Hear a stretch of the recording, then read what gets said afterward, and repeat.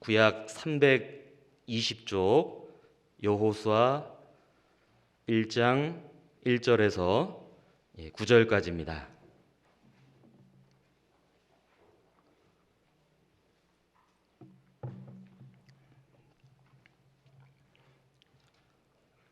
여호수아 1장 1절부터 9절까지 제가 읽겠습니다. 여호와의 종 모세가 죽은 후에 여호와께서 모세의 시종 눈의 아들 여호수아에게 일러 가라사대 내 종 모세가 죽었으니 이제 너는 이 모든 백성으로 더불어 일어나 이 요단을 건너 내가 그들 곧 이스라엘 자손에게 주는 땅으로 가라. 내가 모세에게 말한 바와 같이 무릇 너희 발바닥으로 밟는 곳을 내가 다 너희에게 주었노니 곧 광야와 이 레바논에서부터 큰 하수 유브라데에 이르는 헷 족속의 온 땅과 또 해지는 편 대해까지 너희 지경이 되리라. 너의 평생에 너를 능히 당할 자 없으리니 내가 모세와 함께 있던 것 같이 너와 함께 있을 것임이라.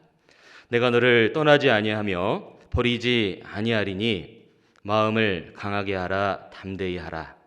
너는 이 백성으로 내가 그 조상에게 맹세하여 주리라 한 땅을 얻게 하리라. 오직 너는 마음을 강하게 하고 극히 담대히 하여 나의 종 모세가 내게 명한 율법을 다 지켜 행하고 좌로나 우로나 치우치지 말라.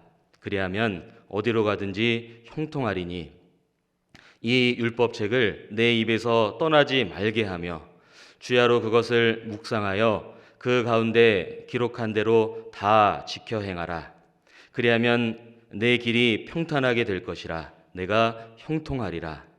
내가 내게 명한 것이 아니냐. 마음을 강하게 하고 담대히 하라. 두려워 말며 놀라지 말라.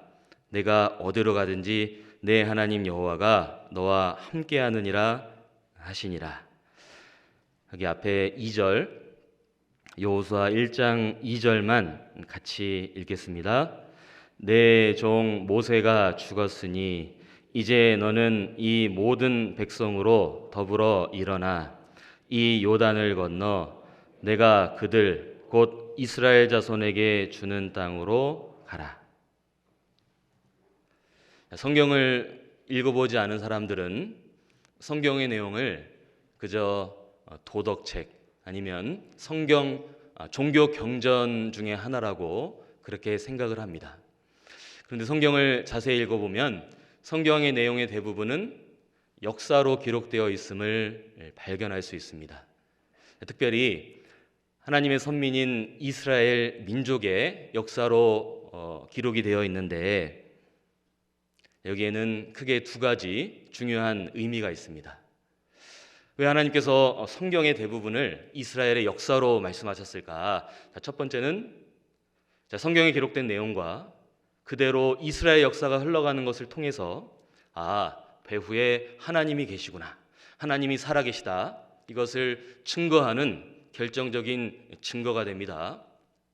그리고 또 하나는 구원받은 그리스도인들이 구원받은 이후 신앙생활을 하는 가운데 여러 가지 많은 일들을 겪게 되고 경험하게 되는데 그때 어떻게 해야 되냐, 신앙생활을 어떻게 해야 되는 거에 대한 교훈을 이스라엘의 역사를 통해서 우리가 받을 수 있습니다. 그 중에 애굽에서 가나안까지의 여정은 한 사람이 죄인으로 태어나서 죄 가운데 살아가다가 구원을 받고 그리고 구원받은 이후에 신앙생활하는 그 모든 여정의 교훈으로, 모형으로 우리가 배울 수 있습니다. 잘 아시는 것처럼 애굽은 세상의 모형이죠. 그리고 애굽의 왕 바로 왕은 마귀의 모형이 됩니다. 당시 이스라엘이 바로 왕의 권세 아래 애굽에서 종노릇하며 살았죠.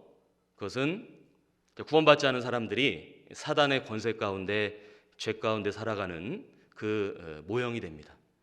그러다가 모세를 통해서 하나님께서 그들을 애굽에서 탈출시키셨죠. 출애굽, 무엇의 모형입니까? 구원의 모형이 됩니다. 왜냐하면 그들이 애굽을 탈출할 때 그 10번째 재앙이 장자 죽는 재앙이었는데 이스라엘은 어린 양을 잡아서 그 피를 발랐죠. 그러니까 어린 양의 피를 경험한 사람들은 심판이 지나갔고 애굽에서 나올 수 있지 않았습니까? 그래서 어린 양의 피는 예수님의 피의 모형이니까 출애굽은 구원의 모형이 됩니다. 그리고 애굽을 나와서 홍해바다를 건넙니다. 홍해바다를 통과했죠. 바로 구원받은 이후에 침례받는 것, 침례의 모형이 됩니다. 이후에 본격적으로 광야 생활이 시작됩니다. 자, 광야 생활을 거쳤고 그 다음에 가나안 땅에 들어가서 가나안 정복 전쟁을 치릅니다. 자, 광야 생활과 가나안 정복 전쟁, 구원받은 이후에 신앙 생활의 모형이 됩니다. 자, 근데 좀 구분을 하자면 광야 생활은 우리의 옛 성품은 죽고 주님 안에서 새로운 성품으로 변화되는 성화되어가는 과정의 모형으로 볼 수 있죠. 왜냐하면 애굽에서 많은 사람들이 나왔지만 거기서 애굽에서 광야에서 죽는 사람들이 있었습니다. 그리고 또 새로 태어난 사람들도 있었죠. 그것은 구원받은 이후에 우리의 옛 성품은 계속 죽어나가고 그리고 주님 안에서 새로운 성품으로 변화되는 것, 우리가 말하는 생활구원, 성품구원의 모형으로 교훈을 받을 수 있고, 자, 가나안 정복전쟁, 요단강을 건너 가나안 땅에 들어가서 그들이 전쟁을 치르지 않았습니까? 그것은 영적 전쟁, 우리가 복음을 전하는, 전도하는 그 생활의 모형으로 교훈을 받을 수 있습니다. 어쨌든 우리는 구원받은 이후에 광야 생활과 또 가나안 정복 전쟁과 같은 신앙생활을 계속 이어가고 있습니다. 우리가 읽었던 본문 여호수아의 배경이 바로 그러합니다. 이스라엘 민족 긴 시간의 애굽에서의 종살이, 종으로서의 고된 세월을 거쳐서 광야 생활도 지났죠. 이제는 약속의 땅, 젖과 꿀이 흐르는 가나안 땅 눈앞에 둔 상황입니다. 그런데 문제가 생겼습니다. 어떤 문제가 생겼냐? 그동안 이스라엘 민족을 이끌었던 지도자 모세, 그가 죽었습니다. 여기 1절에 여호와의 종 모세가 죽은 후에, 자, 모세의 죽음. 당시 이스라엘 민족들 마음이 어땠을까요? 큰 슬픔과 상실감 가운데 있지 않았겠습니까? 자, 물론 여러분들이 잘 아시는 것처럼 모세의 뒤를 이어서 여호수아가 이스라엘의 지도자로 쓰임을 받습니다. 자, 그런데 여호수아가 누구죠? 여호수아는 모세의 시종입니다. 여기 1절에도 여호와의 종 모세가 죽은 후에 여호와께서 모세의 시종 눈의 아들 여호수아에게, 자, 모세의 시종 여호수아. 자, 그 말은 여호수아는 늘 모세를 따라다니며 모세의 명령에 순종하고 그렇게 행했던 사람이 여호수아인데, 그런데 그 모세가 죽었어요. 없습니다. 그리고 여호수아는 모세의 뒤를 이어서 이스라엘 백성을 이끌어야 되고 요단강도 건너야 되고 가나안 정복 전쟁도 치러야 됩니다. 아마 그에게는 큰 슬픔과 상실감이 더해서 어떤 마음의 부담, 그런 짐 같은 것들이 여호수아에게 있지 않았겠습니까? 자, 어쨌든 이런 상태에서 하나님께서 여호수아에게 명령하십니다. 자, 그 명령이 바로 여기 여호수아 1장 2절입니다. 자, 여호수아 1장 2절을 세 단어로 압축을 하면 이제 일어나 가라가 됩니다. 2절에 내 종 모세가 죽었으니 이제 너는 이 모든 백성으로 더불어 일어나 이 요단을 건너 내가 그들 곧 이스라엘 자손에게 주는 땅으로 가라. 이제 일어나 가라. 여호수아, 그는 육신적으로는 정말 절망스러운 상황 속에 이 명령을 받았죠. 그리고 순종했습니다. 결과적으로 어떻게 됐습니까? 가나안 땅에 들어갔고 정복 전쟁에 그가 귀하게 쓰임을 받았습니다. 여러분, 여기 이 내용에 우리가 신앙생활하는 데 받아야 될 중요한 교훈이 담겨 있습니다. 자, 우리를 돌아봅니다. 어쩌면 우리는 지난 약 2년 넘는 시간 동안 마치 그 답답한 광야 생활 같은 반복된 그 시기를 지나왔고, 코로나가 거의 끝나갔죠? 이제는 마스크만 실내에서 썼지 다 할 수 있습니다. 교회에서 식사도 하고 가정에서 모임도 할 수 있습니다. 이제는 정말 집회도 다 모여서 할 수 있고 또 학예 수양회도 예정돼 있습니다. 이러한 상황 속에 어쩌면 정말 마지막일 수도 있다, 이번이 마지막 기회일 수 있다는 것 우리가 잘 알고 있습니다. 그래서 어느 때보다 더 담대하게 힘있게 살아야 된다는 걸 모르는 건 아닌데, 반면에 우리에게도 여러 가지 상황적으로 어려운 것들도 있고 또 마음의 부담도 되고 정말 잘할 수 있을까? 라는 염려도 올라오고 우리 자신에 대한 의문도 올라올 수 있습니다. 자, 여호수아에게 명령하신 하나님, 우리에게도 동일하게 명령하십니다. 자, 뭐라고 말씀하셨죠? 이제 일어나 가라. 우리도 이 말씀에서 교훈을 받아서 이 명령대로 정말 순종하고 말씀대로 나아갈 수 있다면 이 큰 영적 전쟁에 하나님의 승리의 약속을 우리도 받을 수 있는 겁니다. 여러분, 올해 남은 시간들 지난 어느 시간보다 더 힘있게 정말 승리하는 삶을 살고 싶지 않습니까? 그러면 오늘 이 명령에 우리는 귀를 기울일 필요가 있습니다. 그래서 오늘 제가 설교 제목을 2절을 인용해서 이제 일어나 가라 이렇게 정해봤습니다. 오늘 같이 나누고 싶은 내용은 먼저 지금 상황이 어떤 상황이냐, 여기 2절에 보면 여호수아 1장 2절에 내 종 모세가 죽었으니, 모세가 죽었다는 것 여호수아도 잘 알고 있죠. 그러면 그냥 이런 말 할 필요 없이 이제 일어나 가라 명령하셔도 되는데 여기 왜 내 종 모세가 죽었으니 굳이 말씀하셨을까? 근데 거기에는 몇 가지 이유가 있습니다.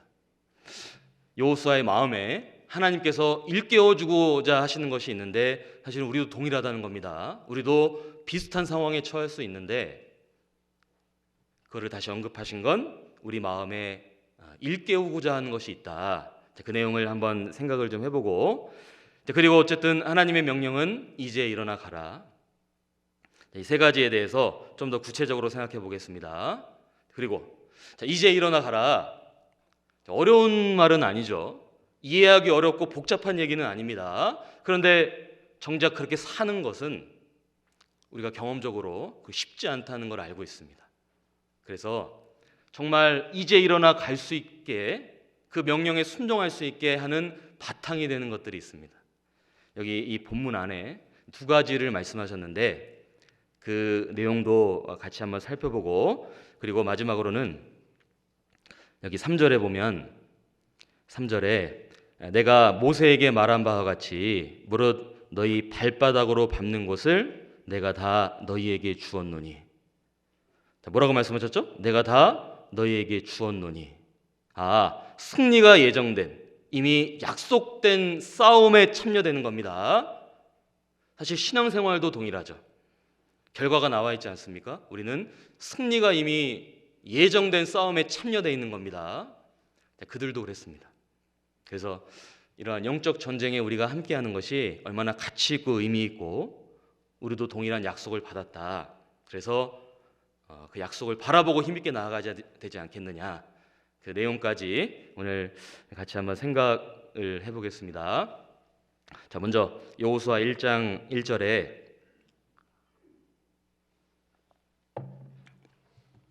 여호와의 종 모세가 죽은 후에, 2절 내 종 모세가 죽었으니. 자, 여호수아 지금 그에게 직면한 상황은 앞선 지도자 모세가 죽은 상황입니다. 여러분, 여호수아의 마음이 어땠을까요? 여호수아의 마음. 그러니까 그동안 그렇게 따라다녔던, 어떻게 보면 참 존경하고 의지할 수 있었던 그가 먼저 세상을 떠났습니다. 여호수아의 마음에 큰 슬픔과 상실감 혹은 어떤 절망감 있지 않았겠습니까? 우리도 동일하게 이 땅을 살아가는 가운데 우리 주변에 있는 사람을 먼저 떠나보낼 때가 있습니다. 그런데 정말 사랑했고 의지했고 가까이 했고 믿고 따랐던 누군가를 먼저 떠나보낼 때 그 정도가 클수록 마음의 슬픔도 크고 상실감도 크는 것이 있습니다. 어떤 경우에는 그 슬픔과 상실감이 너무 커서 장례를 치른 이후에 그 정상적인 삶으로 돌아가기 어려운 그런 경우들도 있지 않습니까? 내 종 모세가 죽었으니 여호수아의 마음이 어땠을까? 아니, 왜 하나님께서 굳이 이 사실을 다시 한번 말씀을 하신 걸까? 거기는 다 이유가 있습니다. 이렇게 생각할 수도 있겠죠. 아니, 좀 좋은 상황으로 좀 육신적으로 보기에도 좀 긍정적인 상황에서 뭔가를 명령하셔도 될 법한데 지금 그렇지 않지 않습니까? 생각해 봐야 됩니다. 여기는 다 이유가 있는 겁니다. 자, 첫 번째로 여기에서 우리가 생각해 볼 수 있는 첫 번째는 우리가 의지해야 될 대상은 사람이 아니라 오직 하나님이시라는 겁니다. 여호수아는 알았을 겁니다. 모세의 죽음을 통해서 사람은 정말 연약하구나. 죽음을 결코 이길 수 없다. 그 분명한 사실을 여호수아의 마음에는 다시 일깨웠을 겁니다. 그러니까 사람들이 보기에 아무리 뛰어나고 훌륭하고 존경을 받는 사람이라 할지라도 단 한 사람도 죽음을 피해갈 수는 없습니다. 여러분, 모세가 누굽니까? 모세는 하나님과 대면한 사람이에요. 하나님의 말씀을 직접 받았죠. 그리고 성경의 모세는 온유함이 지면의 모든 사람보다 승하다고 말씀하셨습니다. 하지만 그런 모세도 결국 사람이었죠. 죽음을 피해갈 수가 없었던 겁니다. 그래서 여호수아, 그는 모세의 죽음을 통해서 그렇구나, 내가 의지할 대상은 오직 하나님밖에 없다. 오히려 그 사실을 마음에 더욱 일깨울 수 있었을 겁니다. 자, 사람에게는 누구나 눈에 보이는 것을 의지하고자 하는 본성적인 것이 있습니다. 그 중에 가장 큰 것이 바로 사람이죠. 내가 의지할 만한 사람, 나보다 뭔가 더 낫고 나에게 잘해주고 그런 대상이 있다면 그 사람을 의지하고 바라보고자 하는 마음이 우리에게 본성적으로 있지 않습니까? 제 개인적으로는 직장 생활을 이제 처음 시작했을 때 신입사원으로 들어갔습니다. 그러면 이제 업무를 가르쳐주는 선임 있지 않습니까? 뭐 사수라고 이렇게 표현하죠. 저한테도 있었어요. 그래서 제 선임은 굉장히 이제 그 업무를 잘했고 능력을 인정받은 사람이었습니다. 그래서 저도 따라다니면서 많이 배우고 그렇게 한 1년 정도의 시간을 보냈는데 갑자기 이 선임이 이직을 하는 겁니다. 다른 회사로 가겠다는 거예요. 그때 제 마음에 나도 이직을 해야 되나? 내가 지금 여기 계속 있는 게 맞나? 이런 마음이 문득 올라오는 겁니다. 뭔가 직장 생활에 대해서 혼란스러운 마음도 들고 이거 지금 잘못하고 있는 건가? 이런 마음이 들었습니다. 그런데 교회 가운데 말씀을 배우고 교제하다 보니까 아니지, 내가 이 사람 때문에 이 회사에 들어간 게 아니잖아. 하나님께서 나를 이곳에 넣어주셨는데 그러면 분명히 목적이 있고 이유가 있는데 내가 왜 사람 때문에 마음이 흔들렸을까? 내가 사람을 봤구나. 그 배후에서 역사하시는 하나님을 바라봤어야 됐는데 개인적으로 마음을 이렇게 바꿨던 경험이 있습니다. 우리 형제자매님들 어떻습니까? 지금은 어떻습니까? 교회 안에 있다 보면 우리에게 구역이 있습니다. 교구도 있고 구역이 있죠. 근데 연말이 되면 바뀔 때가 있어요. 때로는 너무나 교제가 잘 되고 친근했고 좋았고 행복했던 그 구성원들이었는데 바뀔 때 있습니다. 바뀌었어요. 근데 만약 마음에 내년은 망했다, 이렇게는 교제 생활 잘 못할 것 같아.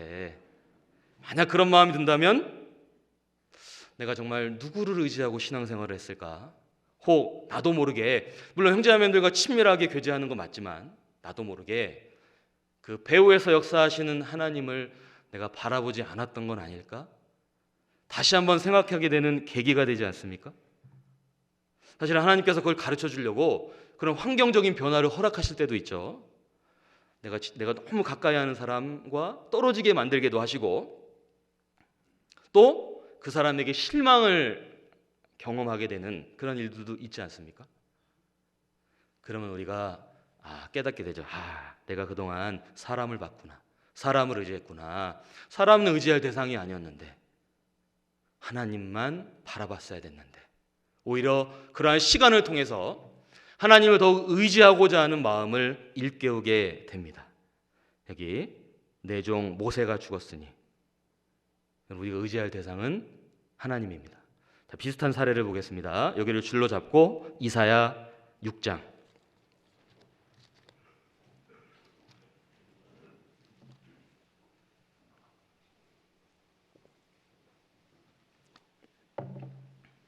구약 성경 이사야 6장 1절, 구약 974쪽.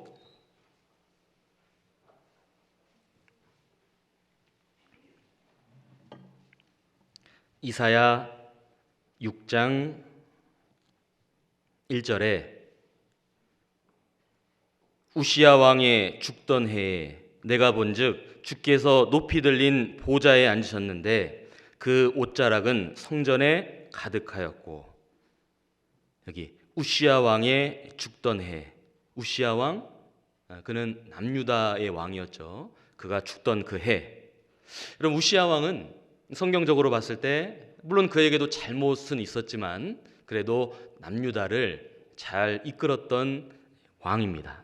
근데 그런 왕이 여기 죽었습니다. 왕의 죽음은 당시 그 백성들, 민족에 큰 슬픔이 되고 큰 상실감을 안겨주지 않았겠습니까? 지금 상황이 어떤 상황이냐면 주변 국가들이 호시탐탐 쳐들어오려고 하는 위협이 있는 상태인데 왕이 지금 죽은 겁니다. 자, 그때 하나님께서 이 이사야 선지자에게 환상을 보여주셨습니다. 근데 그 환상의 내용이 뭐냐? 2절에 스랍들은 모셔 섰는데 각기 6 날개가 있어 그 둘로는 그 얼굴을 가리었고 그 둘로는 그 발을 가리었고 그 둘로는 날며 서로 청하하여 가로되 거룩하다 거룩하다 거룩하다 만군의 여호와여 그 영광이 온 땅에 충만하도다. 자, 이때 하나님께서 이사야 선지자에게 보여준 환상의 내용이 무엇이었습니까? 하늘 천성 하나님께서 보좌에 앉아 계신 그 영광스러운 모습을 보여주신 겁니다. 자, 왜 그랬을까요? 이 땅에서 왕의 보좌는 영원할 수 없다. 하지만 하늘 천성 하나님의 영원한 영광의 보좌는 영원하다. 하나님을 바라보겠죠? 하나님 그것을 이사야 선지자의 마음속에 일깨워 주신 겁니다. 자, 그래서 그 뒤의 내용을 쭉 읽다 보면 하나님께서 물어보셨죠. 내가 누구를 보내며 누가 우리를 위하여 갈고? 이사야 선지자가 뭐라고 대답했습니까? 쟤를 보내소서. 이렇게 하지 않으셨죠? 내가 여기 있나이다. 나를 보내소서. 왜? 하나님의 영광을 받습니다. 오히려 왕의 죽음이라는 약간 슬플 수도 있는 상황 속에서 오히려 하나님의 영광을 바라보고 마음을 바르게 했습니다. 그래서 하나님의 귀한 역사에 순종했고 쓰임을 받을 수 있었던 겁니다. 여호수아 그도 모세의 죽음이라는 상황 속에서 오히려 하나님을 바라볼 수 있는, 하나님을 더욱 의지할 수 있는 그런 계기가 되고 수단이 된 겁니다. 정말 그랬다는 거 어떻게 알 수 있을까요? 여호수아가 정말 그랬다는 거. 여호수아 앞에 붙은 수식어가 바뀝니다. 자, 다시 여호수아 1장 1절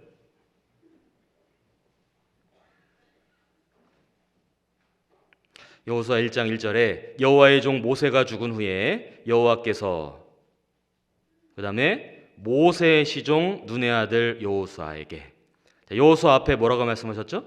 모세의 시종이었죠. 그런데 시간이 지나갑니다. 24장 여호수아 24장 29절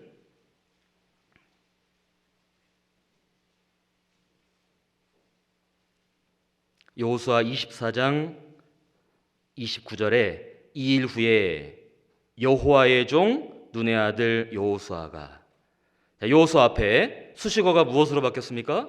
여호와의 종. 모세의 시종에서 여기 여호와의 종. 무엇을 말합니까? 그는 이스라엘의 지도자로서 하나님께 쓰임받는 과정 가운데 정말 하나님만 바라봤고 하나님의 종으로 하나님을 의지하며 살아갔던 겁니다. 자, 우리에게 주는 교훈이 있죠. 우리도 신앙생활, 영적 전쟁 계속되고 있는 가운데 혹시 내가 사람을 의지하고 사람을 바라보고 하고 있다면 속히 돌이켜서 하나님을 바라봐야겠다. 하나님을 더욱 의지해야겠다.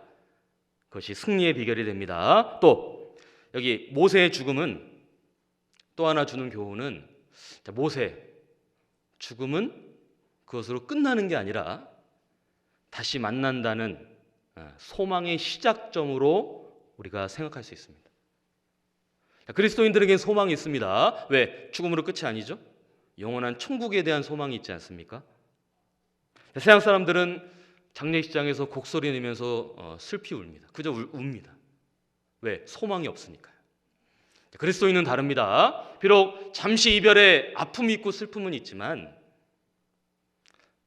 먼저 떠난 사람은 영원한 천국에서 안식 가운데 고통도 없고 눈물 흘릴 일도 없는, 죽음도 없는 그곳에서 쉬고 계신다는 걸 믿고 우리도 얼마 있으면 다시 만난다는 소망이 있지 않습니까? 그래서 오히려 장례를 치르면서 찬양하게 되고 그 소망을 주신 하나님께 영광을 돌리고 기뻐하는 일들이 우리 가운데 있습니다. 여호수아 또한 모세의 죽음, 육신적으로는 슬플 수 있겠죠. 하지만 끝이 아니라 오히려 소망을 일깨울 수 있었고, 그래서 남은 생에 더욱 하나님을 위해서 힘있게 살다가 다시 만나야겠다, 그런 마음이 되지 않았겠습니까? 우리도 그러한 교훈으로 받을 수 있습니다. 자, 이제 본격적으로 명령에 대한 내용을 생각해 보겠습니다. 자, 이런 상태에서 하나님께서 여호수아에게 명령하셨어요. 이제 일어나 가라. 자, 우리 같으면 어떻게 했을까요?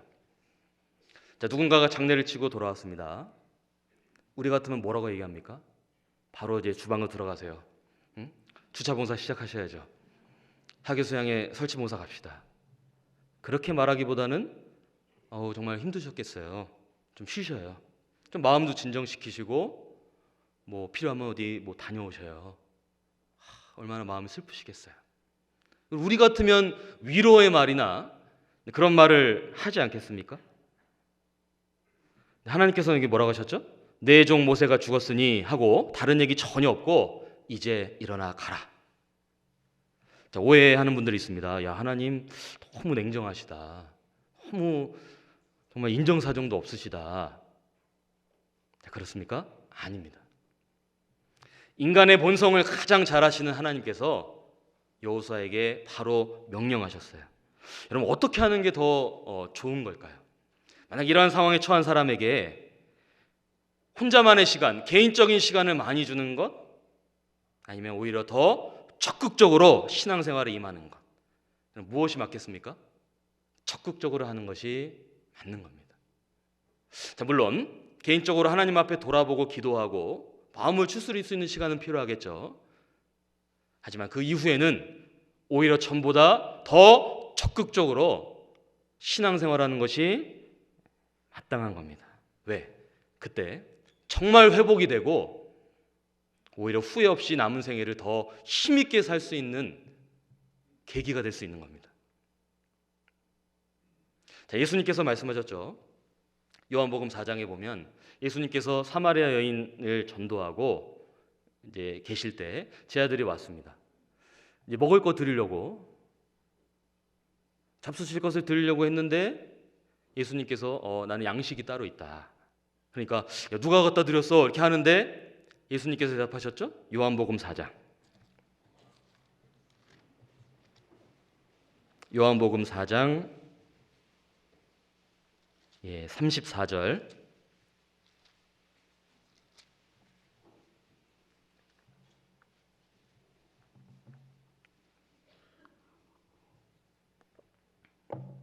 신약성경 148쪽 요한복음 4장 34절 한 절은 같이 읽겠습니다. 예수께서 이르시되 나의 양식은 나를 보내신 이의 뜻을 행하며 그의 일을 온전히 이루는 이것이니라. 누가 잡수실 것 갖다 드렸는가 하고 있는데 예수님께서 말씀하셨죠? 내 양식은 나를 보내신 이의 뜻을 행하며 그의 일을 온전히 이루는 것, 이것. 언뜻 보면 이해가 안 됩니다. 양식은 먹어야 되고 먹고 쉬는 것 이렇게 생각하기 쉬운데 예수님의 대답은 나를 보내신 이의 뜻을 행하는 것 그리고 그의 일을 온전히 이루는 이것. 구원받고 신앙생활하면 이 말씀의 의미를 경험적으로 깨닫습니다. 이 시간도 마찬가지죠. 여러분 한 주간 열심히 일하고 나름대로 활동을 하고 주일 쉬는 날입니다. 이 자리에 오지 않을 수도 있습니다. 집에서 누워서 쉬고 있을 수도 있고 늦잠 자고 있을 수도 있습니다. 그런데 어떻습니까? 구원받은 사람은 주일을 맞아서 더 자고 싶고 쉬고 싶을 수도 있지만 말씀 앞에 나와서 말씀을 듣고 교제하고 오히려 봉사하는 것이 양식이 됩니다. 그냥 집에서 쉰다고 그게 쉼이 되고 양식이 되지 않습니다. 오히려 하나님의 일을 하고 그 뜻을 이루고자 하는 그 삶이 양식이 되고 힘이 됩니다. 자, 하루 종일 힘들게 일했어요. 그날따라 유독 피곤했습니다. 근데 저녁에 구역 모임이 있다고 연락이 왔습니다. 그냥 쉬는 것과 무거운 몸을 이끌고 모임 가운데 참여하는 것, 여러분 경험적으로 어떻습니까? 교제에 참여하는 것이 양식이 되고 힘이 되고 쉼이 되는 겁니다. 인생을 살다 보면 정말 크고 작은 어려움들, 슬픔과 절망감을 느끼는 일들이 경험하게 됩니다. 자, 그때 어떻게 하는 게 맞을까요? 오히려 더 적극적으로 신앙생활하는 것, 오히려 그 전보다 더 적극적으로 신앙생활하는 것이 신앙생활을 잘할 수 있는 비결이 됩니다. 자, 혹 이런 경우도 있죠. 전도를 하다가 구원을 확실히 받지 못했는데 그 가족을 먼저 떠나보낼 때도 있어요. 그러면 마음의 그 힘듦이 더 큽니다. 마음의 눌림이 더 커지지 않습니까? 여러분 그때도 그 슬픔에 잠겨서 자책만 하고 있는 것이 아니라 오히려 남아있는 가족들, 남아있는 영혼들을 위해서 더 적극적으로 신앙생활하고 전도하는 것이 맞는 겁니다. 우리에게도 동일하게 일깨워주고 있지 않습니까? 그래서 지금 내 상황이 어렵다, 힘들다, 환경이 좋지 않다 보다는 그거는 두고 여호수아에게 명령하셨던 그 명령처럼 우리에게 주신 말씀에 더욱 귀를 기울이고 그래 한번 오히려 더 적극적으로 해봐야겠다. 시간이 지나고 보면 그게 맞다는 것 우리도 경험적으로 깨닫게 됩니다. 이제 그 명령의 내용을 하나하나 좀 생각을 해보겠습니다. 자, 여호수아 1장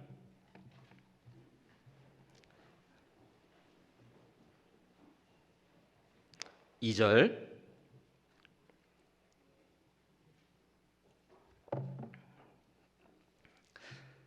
내 종 모세가 죽었으니 자, 첫 번째 뭐라고 하셨죠? 이제 일어나 가라. 첫 번째 명령의 내용은 이제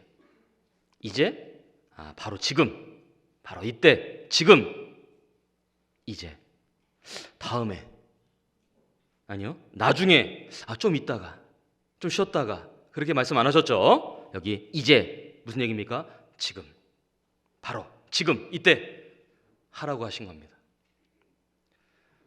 자, 이 시점에서 질문을 한번 들어보겠습니다. 자, 객관식입니다. 자, 신앙생활 어떻게 하는 것이 맞을까요?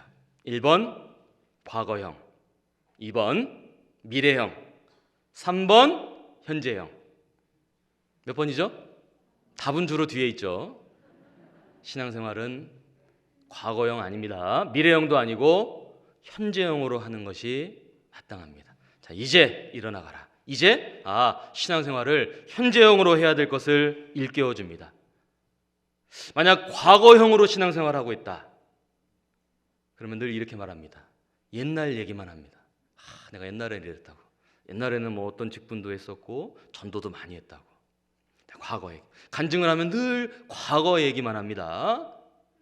자, 과거형으로 신앙생활하고 있다면 늘 과거의 어떤 일에 매여 있어요. 누가 나한테 상처 줬던 일, 내가 날 힘들게 했던 일들, 거기에 늘 매여 있습니다. 무슨 말을 들어도 늘 그 얘기를 해요. 만약 그렇다면 신앙생활을 과거형으로 하고 있는 겁니다. 또 미래형으로 신앙생활하고 있다, 그러면 늘 이렇게 말합니다. 다음부터 잘할게요. 다음 주부터 나갈게요. 뭐 학예 수양회 때부터 열심히 할게요. 아니, 내년 동계 수련회 때부터 할게요. 늘 다음에. 미래형이죠. 그 시기가 오면 또 그 다음에, 계속 다음입니다. 미래형도 올바른 신앙생활의 모습이 아닙니다. 신앙생활은 이제 현재형으로 하는 것이 마땅합니다. 자, 말씀을 듣는 가운데 이렇게 살아야겠다, 마음의 결단을 할 때가 있죠. 결단. 그럼 언제 해야 됩니까? 지금 하는 겁니다. 지금. 자, 말씀을 들었습니다. 어떻게 살아야겠다. 자, 순종해야 되지 않습니까? 순종 언제 하는 겁니까? 다음에요? 다음 주부터? 다음 달부터? 아니요. 이제, 지금 하는 겁니다. 자, 진행 중인 죄가 있습니다. 말씀을 듣다 보면 양심에 거리끼죠. 죄를 끊어야겠다. 언제요? 지금, 오늘, 당장, 지금 하는 겁니다. 신앙생활은 현재형으로 하는 것이 마땅하다는 겁니다. 자, 신약성경 히브리서 3장 13절입니다.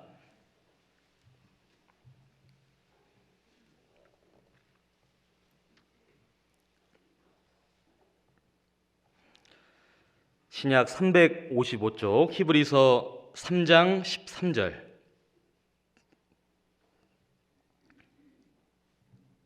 히브리서 3장 13절에 오직 오늘이라 일컫는 동안에 매일 피차 권면하여 너희 중에 누구든지 죄의 유혹으로 강팍해 됨을 면하라. 여기 죄의 유혹으로 강팍해 됨.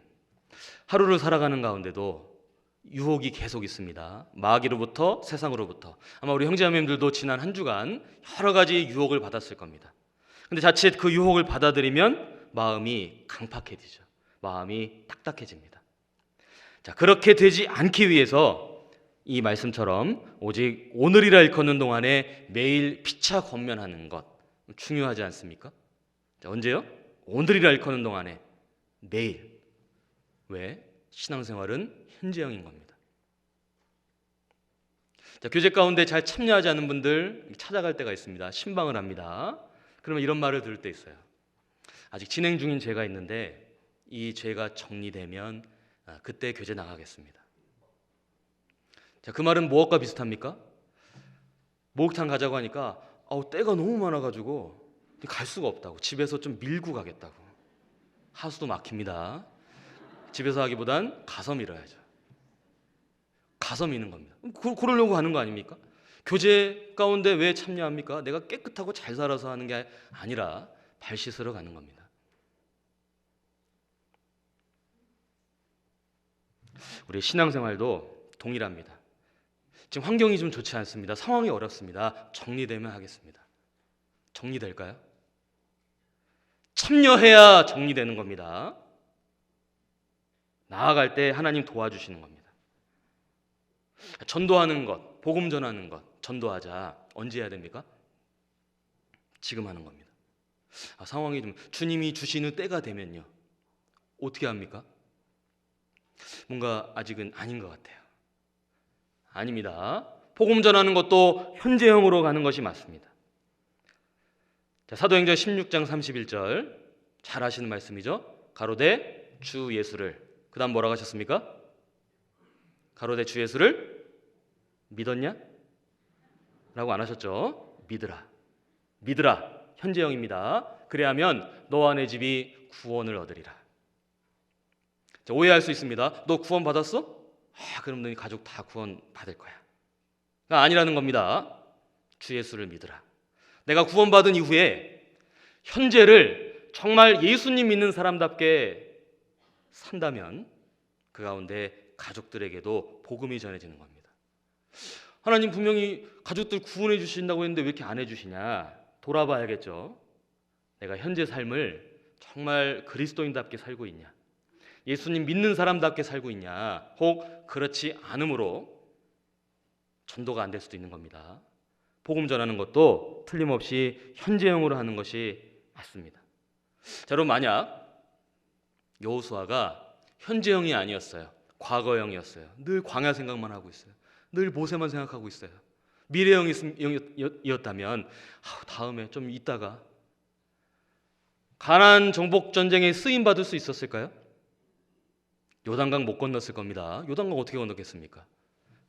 전쟁 치르지 못했겠죠? 여호수아 성경은 기록되지 않았을 겁니다.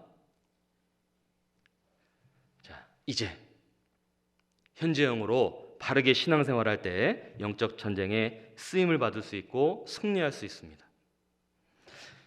여호수아 1장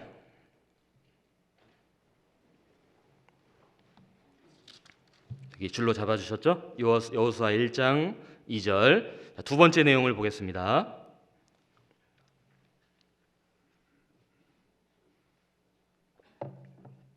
여호수아 1장 2절에 내 종 모세가 죽었으니 이제 너는 이 모든 백성으로 더불어 뭐라고 하셨죠? 일어나라. 명령의 두 번째 내용은 일어나라입니다. 여기 일어나라고 말씀하신 것에는 여러 가지 의미가 담겨 있습니다. 몇 가지를 생각해 보죠. 자, 일어나라. 첫 번째 의미는 만약 지금 신앙의 잠을 자고 있다면 깨어 일어나라. 그 잠에서 일어나라라고 분명히 명령하셨습니다. 자, 세상에는 세 종류의 사람이 있다고 말할 수 있습니다. 죽은 자, 산 자, 그리고 잠자는 자. 뭐죠? 구원받지 않은 사람, 구원받은 사람. 구원은 받았는데 신앙의 잠을 자고 있는 사람. 이 자리에 계신 분들은 어떻습니까?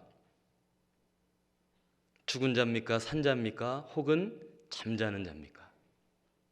개인적으로 돌아봤을 때 만약 내가 신앙의 잠을 자고 있는 상태라면 여기 일어나 우리에게도 명령하십니다. 긴 코로나 시기를 보내면서 나도 모르게 영적인 잠을 자고 있고 졸고 있다. 일어나라. 우리에게도 동일하게 명령하십니다. 근데 이런 생각이 듭니다. 그럼 뭐가 잠자는 거냐? 자, 나는 지금 잠자는 상태일까? 깨어있는 상태일까? 어떻게 알 수 있을까요? 자, 잠자고 있는 사람은 그 특징 중에 하나는 세상 사람과 구별이 되지 않는다는 겁니다. 자, 깨어있다는 건 구별된 삶을 산다는 거죠.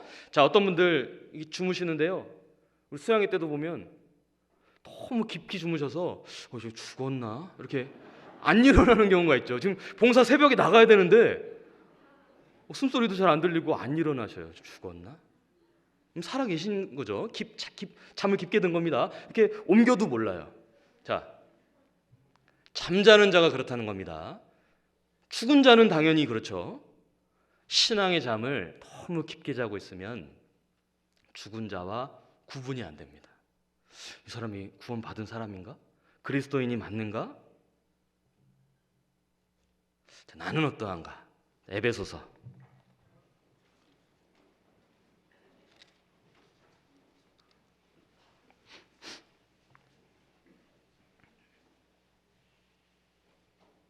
에베소서 5장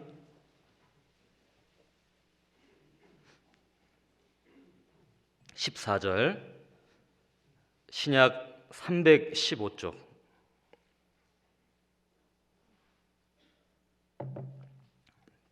에베소서 5장 14절에 그러므로 이르시기를 잠자는 자여 깨어서 죽은 자들 가운데서 일어나라.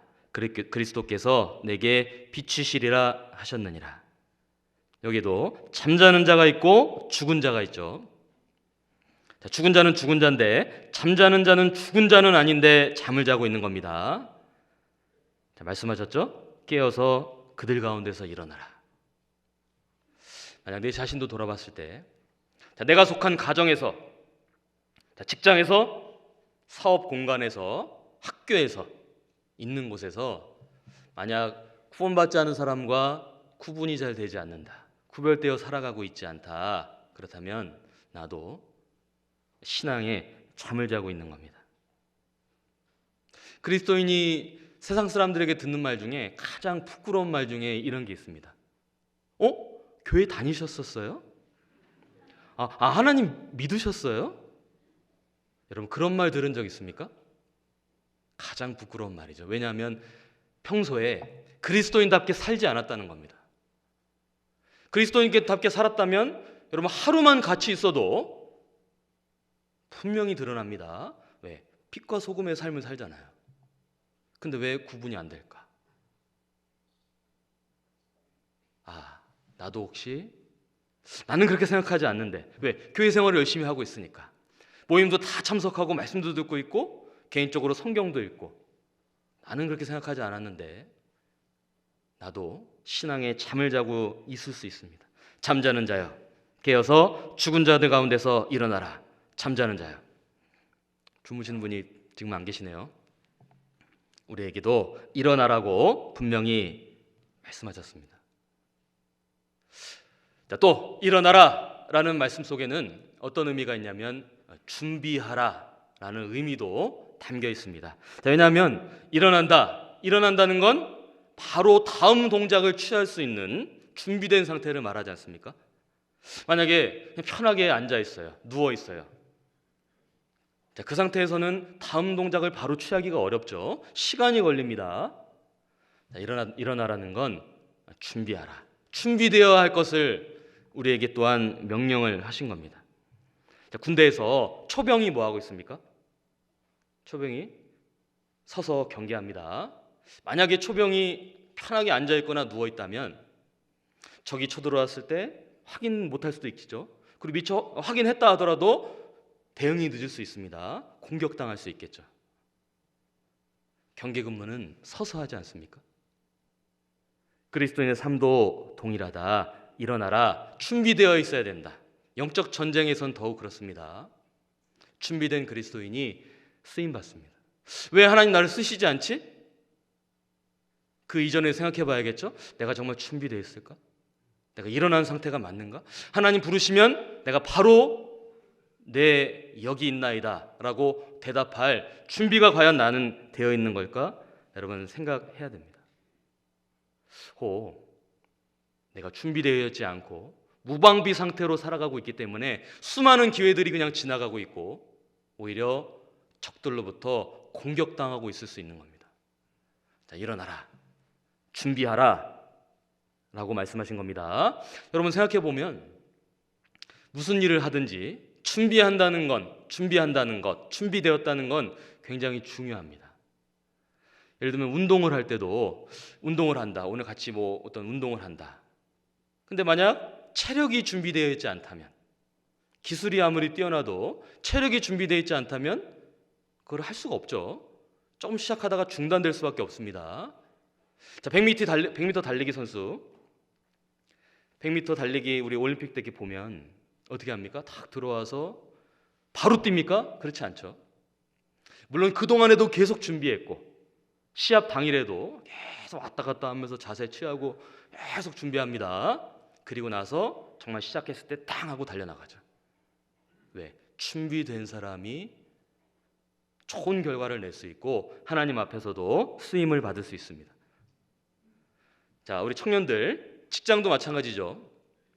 그 좋은 직장, 좋은 조건의 직장이 주어져도 만약 내가 그 일을 할 수 있는 능력이 준비되어 있지 않다? 그럼 어떻게 됩니까? 들어갔어도 얼마 있다 나오게 됩니다. 왜? 준비가 되지 않았기 때문에 그렇죠. 일어나라. 준비하라. 준비한다는 건 우리 삶 속에 굉장히 중요한 문제가 되는데 성경에도 보면 하나님은 틀림없이 준비된 사람을 통해서 역사하셨습니다. 대표적으로 창세기 22장에 보면 믿음의 조상 아브라함, 하나님께서 아브라함을 부르셨죠? 아브라함아, 내가 어디 있느냐? 아브라함이 뭐라고 했습니까? 내가 여기 있나이다. 바로 대답했습니다. 그리고 나서 아브라함에게 하신 명령이 무엇이었죠? 내 사랑하는 독자 이삭을 번제로 드리라. 그때 아브라함이 어떻게 했습니까? 아무 말 없이 일찍 일어나서 이삭을 번제로 드립니다. 어떻게 그렇게 할 수 있었을까요? 우리 자녀 있으신 분들, 아들이 있다. 하나님 나를 부르십니다. 그 아들을 번제로 드리라. 드릴 수 있겠습니까? 그냥 이렇게 성경을 읽을 때는 그랬나 보다. 내 이야기가 되면요. 어려운 일이죠. 아브라함은 어떻게 그렇게 할 수 있었을까요? 그동안의 삶의 여정 가운데 훈련을 받고 준비가 된 겁니다. 바로 순종했죠? 나아갔습니다. 그리고 약속을, 축복을 받았어요. 왜? 준비되었기 때문에 그 귀한 일에 쓰임을 받았던 겁니다. 자, 반면에 아담은 어땠습니까? 창세기에 보면 에덴 동산에서 아담과 하와가 선악과를 따먹은 이후에 하나님 아담을 부르셨죠? 아담아, 내가 어디 있느냐? 아담이 어떻게 했습니까? 얘가 여기 있나이다. 대답했습니까? 아니요. 벗었으므로 두려워하여 숨었나이다. 죄가 있었고 하나님의 부르심에 바로 대답을 못했던 겁니다. 왜? 죄가 있었기 때문에. 자, 나는, 여러분 우리 자신은 어떻습니까? 하나님 우리를 통해서 역사하시고자 하는데 나는 정말 준비가 되어 있을까? 이 땅에 사는 목적이 주님의 영광을 위해서, 복음을 위해서 살아가는 걸 모르지 않는데 나는 정말 그에 합당하게 깨끗한 그릇으로서 하나님이 쓰실 만한 준비가 되어 있냐, 우리 자신을 돌아볼 필요가 있습니다. 자, 중국의 선교사였던 그 허드슨 테일러, 그의 생애를 보면 그가 이런 말을 했습니다. 오늘이라도 주님이 오실 수 있기 때문에 만약 지금 주님이 오신다면 내가 부끄럽지 않게 주님을 뵙기 위해서 내게 있는 내 물건들, 내 삶 속에, 내 집에, 내 가정에, 내 책상에 있는 소지품들 가운데 부끄러운 것들이 있다면 그거부터 정리했다고, 그렇게 신앙생활을 했습니다. 자, 우리는 어떻습니까? 만약 지금 주님이 오신다면 내 핸드폰 속에, 내 컴퓨터 하드 속에, 내 지갑 속에, 내 가방 속에, 내 소지품 속에, 내 책상에 만약 하나님 보시기에 부끄러운 것이 있다면 여러분 그것부터 정리하는 것이 맞지 않겠습니까? 그것이 준비된 그리스도인의 모습이지 않겠습니까? 그 사람을 통해서 하나님 역사하실 겁니다. 일어나라, 준비하라. 자, 전도하는 것도 마찬가지죠. 복음 전하는 것도 준비되어 있어야 복음을 전할 수 있습니다. 그래서 우리가 늘 이 말씀에서 교훈을 받지 않습니까? 베드로전서. 자, 신약 성경 베드로전서 3장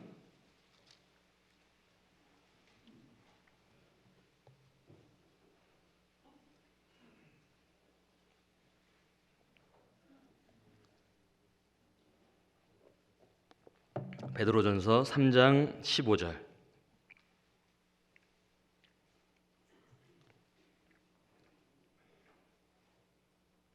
자, 신약 380쪽 베드로전서 3장 15절에 너희 마음에 그리스도를 주로 삼아 거룩하게 하고, 나머지 같이 읽겠습니다.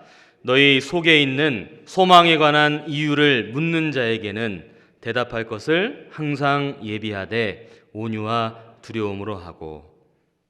신앙생활을 바르게 하고 있습니까? 누군가가 나에게 소망에 관한 이유를 묻습니다. 직장에서도 그렇고 가정에서도.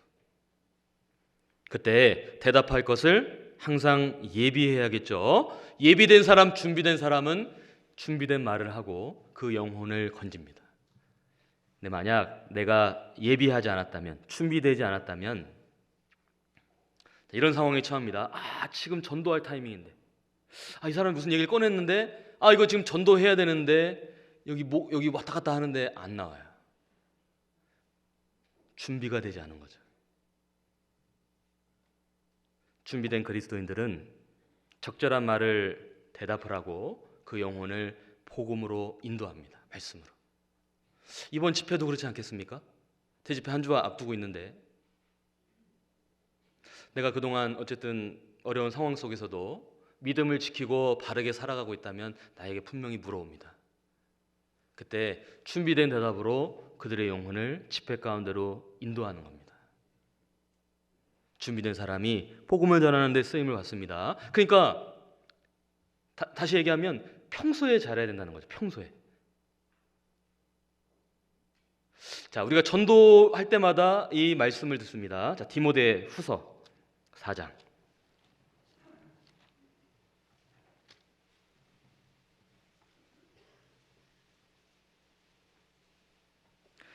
자, 디모데 후서 4장 1절, 신약 345쪽.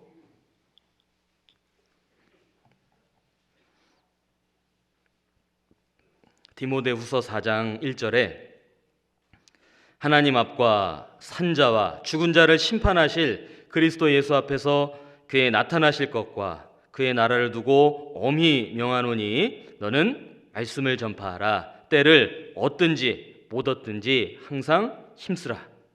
이 말씀에서 늘 권면을 받습니다. 때를 얻든지 못 얻든지 하나님의 엄한 명령, 말씀을 전파하라. 자, 그런데 그렇게 하기 위해서 뭐가 필요할까요? 그 이어지는 말씀에 힘쓰라. 그 다음에 범사에 오래 참음과 가르침으로 경책하며 경계하며 권하라. 여러분, 누가 때를 얻든지 못 얻든지 말씀 전하는데 힘쓸 수 있을까요? 범사에, 모든 일에, 다시 말하면 평소 삶 속에 오래 참음과 가르침으로 경책하며 경계하며 권하는 사람이 때를 얻든지 못 얻든지 말씀 전할 수 있고 그 일을 힘쓸 수 있는 겁니다. 평소에는 하지 않다가 집회가 다가오면 그때만 하고 있다. 물론 그때도 하는 것도 잘하는 거죠. 근데 여러분, 그러면 어떻게 되는 줄 아십니까? 그 인도되는 사람이 알아요.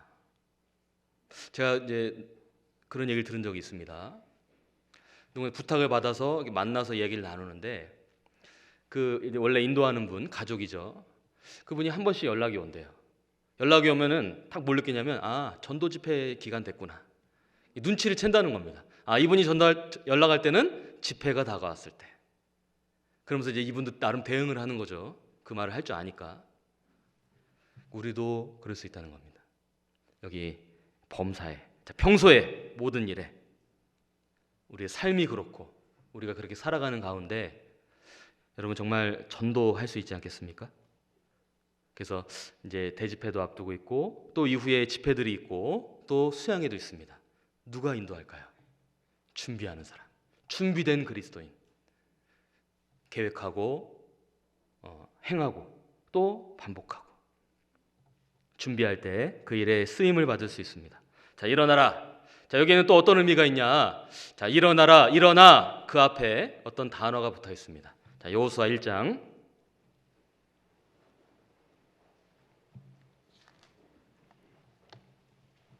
2절.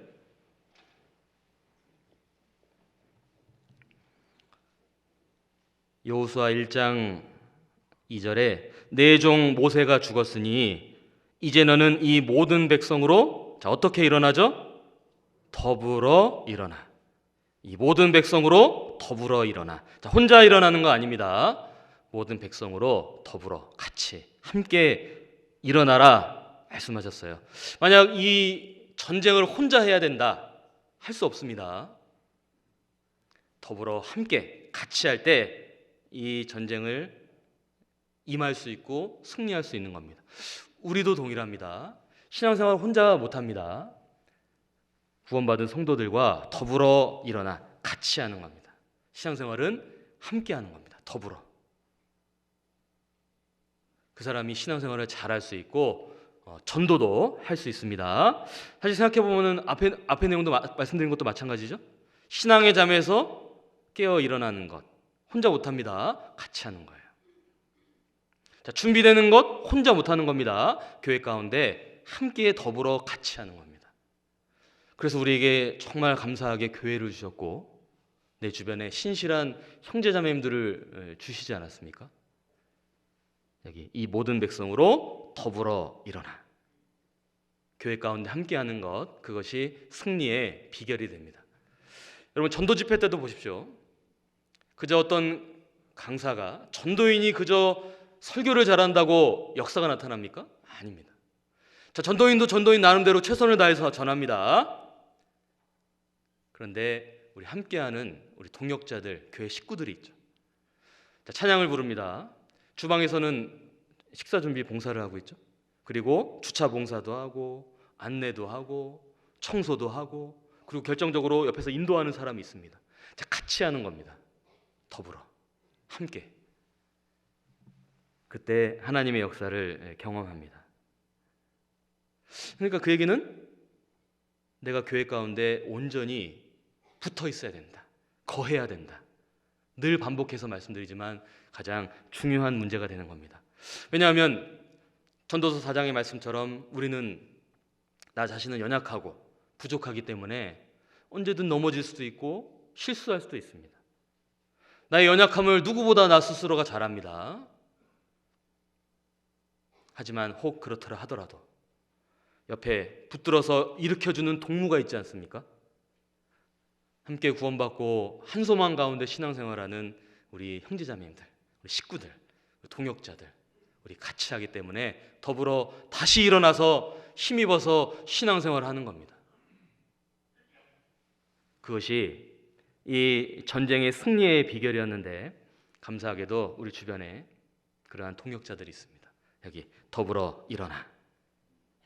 그리고 또 세 번째로 명령의 세 번째 내용 이어서 보면 이 요단을 건너 2절 그 중간에 이 요단을 건너 내가 그들 곧 이스라엘 자손에게 주는 땅으로 가라.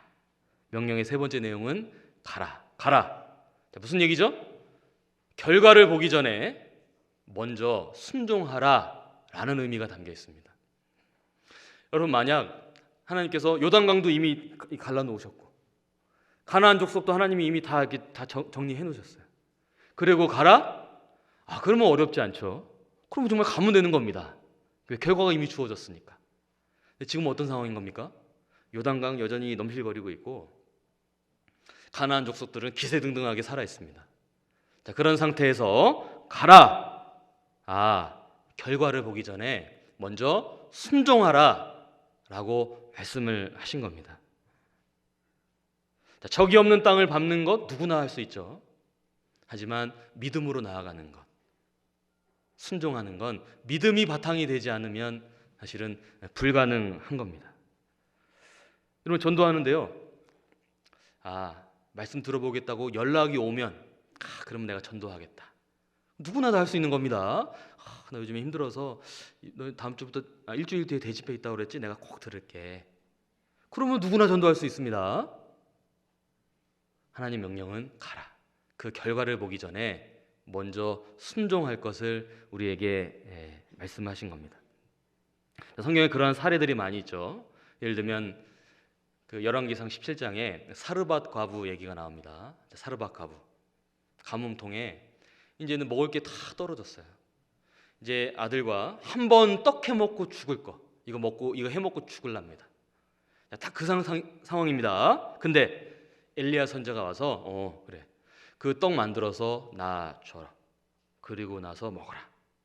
아니 한 번 먹고 죽겠다고 한 사람한테 그거 달라고 한 겁니다.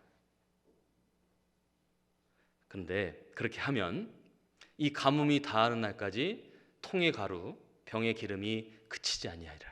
다하지 아니하리라 약속하셨어요. 사르밧 과부가 어떻게 했습니까? 열왕기상 17장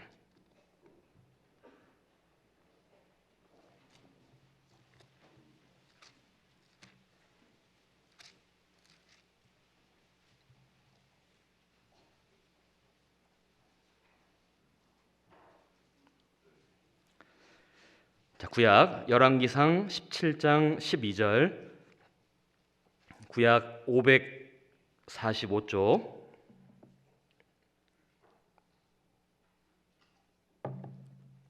열왕기상 17장 12절에 저가 가로되 당신의 하나님 여호와의 사심을 가리켜 맹세하노니 나는 떡이 없고 다만 통에 가루 한 움큼과 병에 기름 조금뿐이라. 내가 나뭇가지 두옷을 주어다가 나와 내 아들을 위하여 음식을 만들어 먹고 그 후에는 죽으리라.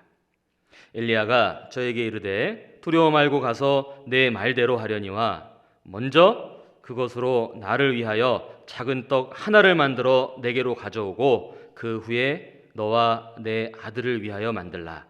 이스라엘 하나님 여호와의 말씀이 나 여호와가 비를 치면에 내리는 날까지 그 통의 가루는 다하지 아니하고 그 병의 기름은 없어지지 아니하리라 하셨느니라. 자, 이 상황인 겁니다. 자, 14절까지 읽었죠? 이때 사르밧가부 고민했을까 안 했을까요? 어떻게 하지? 이거 그냥 한번 먹고 죽으려고 했는데 이것도 달라고 하네. 그런데 그렇게 하면 가루와 기름이 다하지 않는다, 없어지지 않는다. 약속의 말씀이 있습니다. 사르밧가부 고민했겠죠? 근데 어떻게 했습니까? 15절에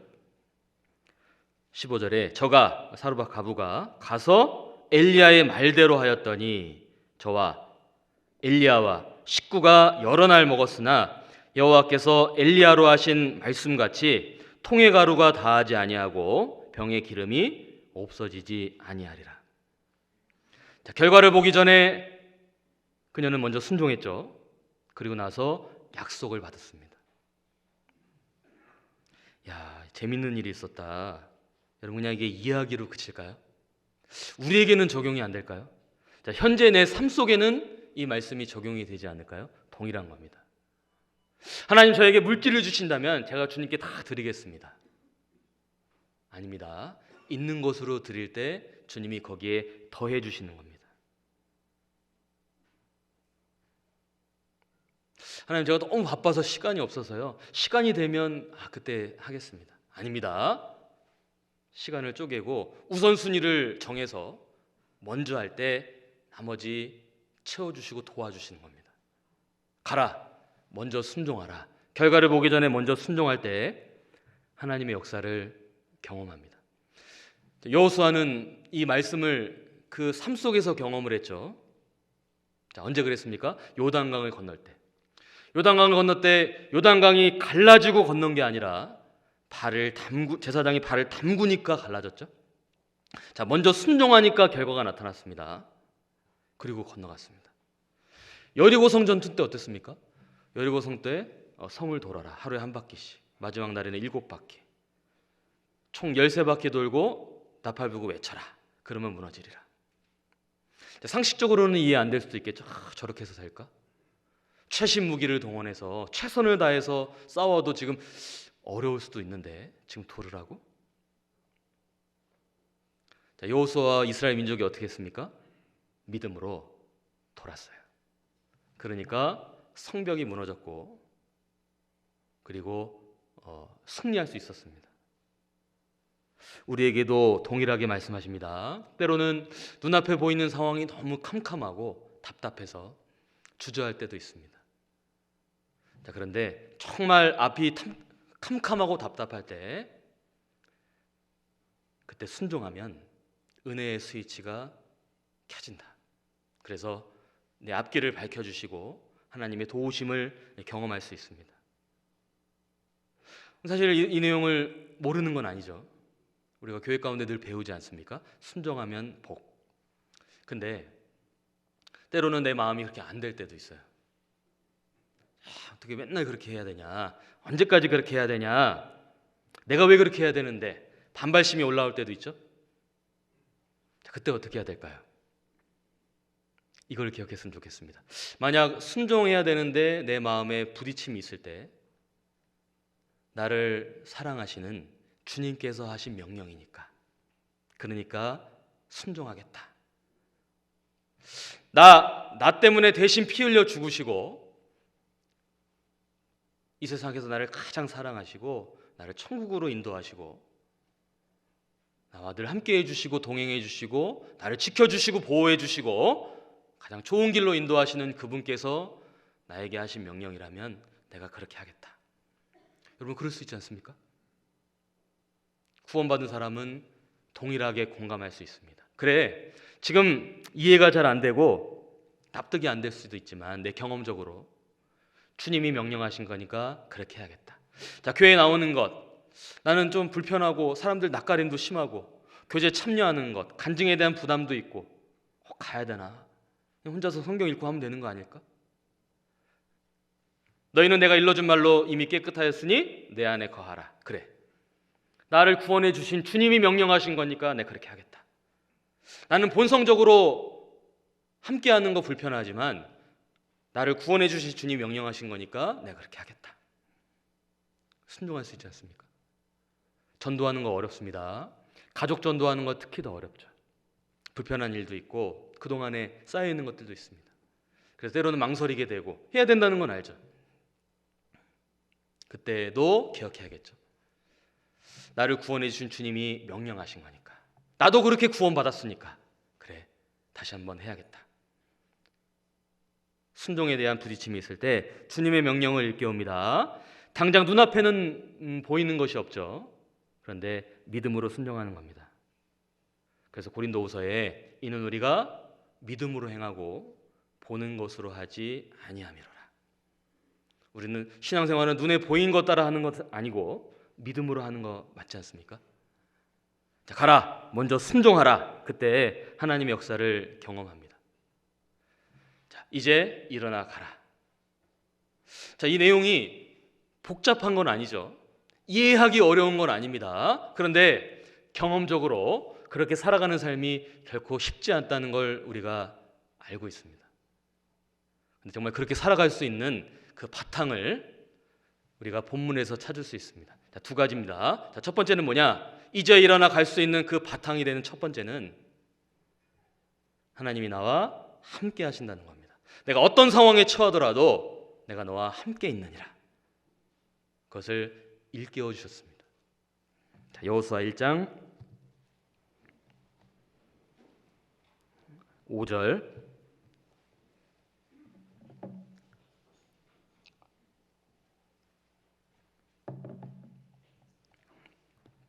여호수아 1장 5절에 너의 평생에 너를 능히 당할 자 없으리니 내가 모세와 함께 있던 것 같이 너와 함께 있을 것임이라.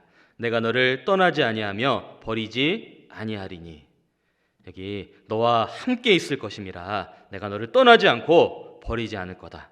또 9절에 내가 네게 명한 것이 아니냐. 마음을 강하게 하고 담대히 하라. 두려워 말며 놀라지 말라. 내가 어디로 가든지 내 하나님 여호와가 너와 함께 하느니라. 내가 너와 함께 하느니라. 여러분, 왜 두 번이나 반복해서 말씀하셨죠? 하나님의 마음입니다. 비록 여호수아가 지금 처한 상황이 쉽지 않고 힘들고 어렵고 부담도 되고 책임이 크고 두려움도 있고 염려도 있을 수 있지만 아니다, 내가 너와 함께 할 거다, 함께 하느니라. 이 약속의 말씀이 이제 일어나 가라는 명령을 순종할 수 있는 바탕이 되는 힘이 되는 겁니다. 여러분, 생각해 보면 하나님께 쓰임 받았던 많은 일꾼들이 동일한 말씀을 들었습니다. 왜냐하면 어떤 일을 앞두고 사람에게는 누구나 두려움이 있고 염려도 올라올 때도 있지 않습니까? 근데 그럼에도 불구하고 그 하나님의 일을 완수할 수 있었던 건 그 가운데 하나님이 함께 하신다는 그 놀라운 진리의 말씀이 그들의 마음을 붙들어주고 그 일을 할 수 있게 도와준 겁니다. 자, 다윗 시편 23편에 보면 내가 사망의 음침한 골짜기를 다닐지라도 해를 두려워하지 아니할 것은 뭐라고 하셨죠? 주께서 나와 함께 하심이라. 주께서 나와 함께 하심이라. 다윗이 인생 가운데 많은 대적들이 있고 죽을 고비도 많이 넘겼고 정말 그 험한 골짜기를 지나왔지만 믿음을 지키고 하나님 마음에 합한 사람으로 끝까지 쓰임받을 수 있었던 건 내가 너와 함께 하느니라. 주의 지팡이와 막대기가 나를 아니하나이다. 임마누엘의 하나님, 다윗의 마음에도 함께 있었습니다. 자, 예수님께서 죽으시고 부활하시고 승천하시기 전에 남아있는 제자들에게 말씀하셨습니다. 볼지어다 내가 세상 끝날까지 너희와 항상 함께 있을 것이라. 자, 예수님 올라가시고 제자들의 마음에 그 말씀이 얼마나 깊이 박혔겠습니까? 그들이 목숨 걸고 복음을 전하는 과정에 그 말씀이 얼마나 위로가 되고 힘이 됐겠습니까? 내가 너와 항상 함께 있을 것이다. 바울이 복음 전할 때 유대인들에게 핍박당하고 쫓겨났습니다. 밤에 환상 중에 나타나 말씀하셨죠. 두려워하지 말고 놀라지 말고 전하라. 왜? 내가 너와 함께 있으며 이 성 중에 내 백성이 많으니라. 바울도 그 하나님의 약속의 말씀을 듣고 힘을 얻고 끝까지 복음 전했죠. 우리는 어떻습니까? 신앙생활 하다 보면 때로는 혼자라고 느낄 때 있습니다. 특히 이제 전도하다 보면 기도 부탁을 했는데 구역에서 별로 반응도 없고 같이 기도를 하고 있는 건가? 내가 이제 어떤 어려움에 처했는데 나를 별로 안 도와주는 것 같고 나 혼자 하는 것 같고 그런 마음이 올라올 때 외롭기도 하고 힘들 때도 있습니다. 그래서 어떤 복음성가 가사처럼 아무리 힘겨워도 싸워야 할 이 싸움 나 홀로 싸우는 듯해. 정말 혼자 싸우는 것 같은 그런 마음이 들 때가 있습니다. 때로는 이렇게도 해보고 저렇게도 해보는데 벽에 부딪혀서 난관에 부딪혀서 더 이상 방법이 없는 것처럼 느껴지고 그렇게 홀로 주저앉아 있을 때 있는데 자, 그때 기억해야죠. 내가 너와 함께 하느니라. 그 순간에도 핍박을 당하고 모진 욕을 먹고 해를 당하는 그 순간에도 내가 너와 함께 하느니라. 그 약속의 말씀이 우리를 위로해주고 우리에게 힘이 되는 겁니다. 우리 자신을 돌아보면 말씀을 들을 땐 그렇게 살아야지 하면서도 막상 현실 속에서 그렇게 하지 않는 연약한 내 자신을 볼 때 너무 부족하고 내 자신이 너무 실망스러울 때도 있습니다. 그럴 때도 기억해야 됩니다. 내가 너와 함께 하느니라. 오히려 부족한 내 자신을 볼 것이 아니라 나와 함께 하시는 주님을 바라볼 때 여러분 힘있게 신앙생활할 수 있는 비결이 됩니다. 그리고 또 이제 일어나 가라. 이거 행할 수 있는 두 번째 바탕이 되는 건 말씀에 대한 묵상과 행함입니다. 여기 7절에 여호수아 1장 7절 오직 너는 마음을 강하게 하고 극히 담대히 하여 나의 종 모세가 내게 명한 율법을 다 지켜 행하고 좌로나 우로나 치우치지 말라. 그리하면 어디로 가든지 형통하리니. 여기 율법을 다 지켜 행하고 치우치지 말라 하셨고 8절에도 이 율법책을 내 입에서 떠나지 말게 하며 주야로 그것을 묵상하여 그 가운데 기록한 대로 다 지켜 행하라. 그리하면 내 길이 평탄하게 될 것이라 내가 형통하리라. 자, 동일하게 무엇을 말씀하셨죠? 그 율법, 말씀을 가까이 하고 묵상하고 자, 묵상하는 것은 끝난 게 아닙니다. 그 묵상한 대로 다 지켜 행하라. 어떤 말씀이 마음에 들어왔습니다. 깊이 묵상을 했어요. 참 좋고 감사하죠. 끝난 게 아닌 겁니다. 그 말씀대로 살아가는 삶, 실제 내 개인의 삶에 그 말씀을 적용시키는 거죠. 행할 때 내 길이 평탄하고 형통하게 한다고 말씀하셨어요. 그래서 시편 119편의 말씀처럼 정말 그 말씀이 내 발의 등이요 내 길의 빛이 되어서 광야 같은 세상을 걸어가는데 그 말씀이 비춰주고 그 길을 갈 수 있도록 도와주시는 겁니다. 우리 형제자매님들 어떻습니까? 늘 말씀을 듣고 배우고 있지만 정말 여호수아에게 말씀하신 것처럼 그 말씀을 묵상하고 그리고 그 말씀대로 행하고자 하는 과정이 있습니까? 말씀을 묵상하고 행하고자 하는 과정이 이제 일어나 가라 이 놀라운 명령에 순종할 수 있는 힘이 되고 바탕이 됩니다. 신앙생활하는데 힘이 없다. 왜 그럴까요? 먹고 살기 힘들어서요? 누가 나를 힘들게 해서? 건강이 좋지 않아서요? 아닙니다. 말씀이 없어서요. 말씀이 없는 겁니다. 풍요 속의 빈곤이라고 설교는 넘쳐나는데 내 안에는 정작 없어요. 그러면 시간이 지나도 그냥 힘들다고 말하는 겁니다. 반면에 상황이 좋지 않아도 붙잡고 살고 있는 말씀이 있습니까? 그러면 그 말씀이 나를 붙들어줘요. 그리고 하나님 정하신 길을 끝까지 갈 수 있도록 도와주시는 겁니다. 말씀의 묵상과 행함이 이제 일어나 가라 행할 수 있는 바탕이 되고 힘이 됩니다. 자, 마지막으로 이 전쟁, 가나안 전쟁은 사실은 이미 승리가 약속된, 보장된 전쟁인 겁니다. 다만 거기에 참여되는 거죠. 여기 3절에 여호수아 1장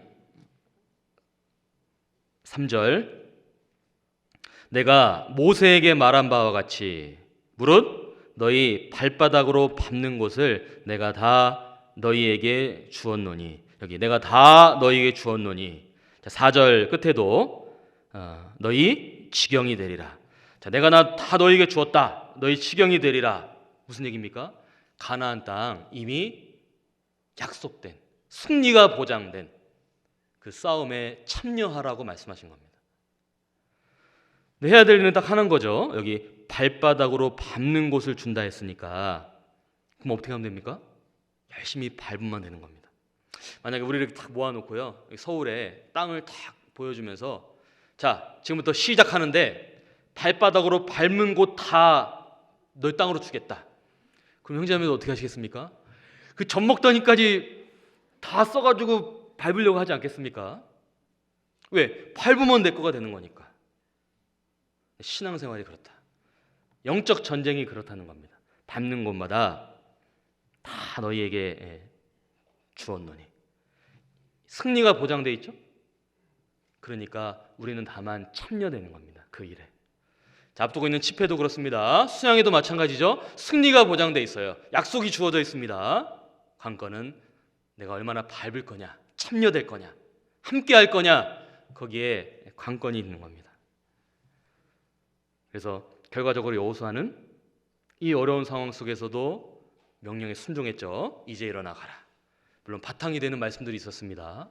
어쨌든 그가 바쳤고, 마지막에 하나님께서 여호수아를 뭐라고 했습니까? 여호와의 종 눈의 아들 여호수아.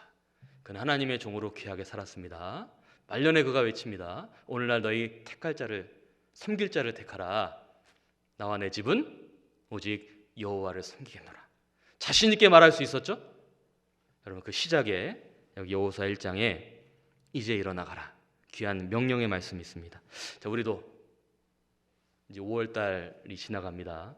올해가 이제 절반 좀 넘게 남았죠. 너무나 감사하게도 여러 가지 환경들을 풀어주셨어요.